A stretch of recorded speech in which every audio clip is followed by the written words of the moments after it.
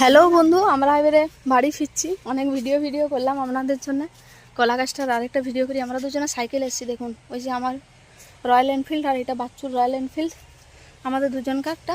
আমারটা আমার দাদু কিনে দিয়েছিল, বাচ্চুরটা বাড়ি থেকেই কিনে দেওয়া হয়েছিল। ওটা দিদি নিয়ে যেত, দিয়ে ও এখন নিয়েছে। কলার কান্দিটা দেখুন জাস্ট একবার। এগুলো অনেক বড় হয়। আর সব থেকে দুঃখের বিষয় হচ্ছে আমাদের কি জানেন, সেটা যে কলাকান্দি হয়, কিন্তু এটার হচ্ছে ধরুন এই মাঝের খান থেকে এইখানে এমনি এরকম হয়তো চার কলা হয়তো চুরি হয়ে যায়, দিয়ে মাঝখানে সরু সরুগুলো থাকে। মানে এখানে এত চোরের বেশি উপদ্রব, কি বলবো। তবু বাবা কাকুরা সারাদিন মাঠেই থাকে, যখনই ফাঁকা পাই তখনই চুরি হয়ে যায়। এই দেখুন আমাদের এটা কাঁঠাল গাছ, এটা খাজা কাঁঠালের গাছ। এটা খাজা কাঁঠালের গাছ বাচ্চু বললো, আমি কিন্তু জানি না।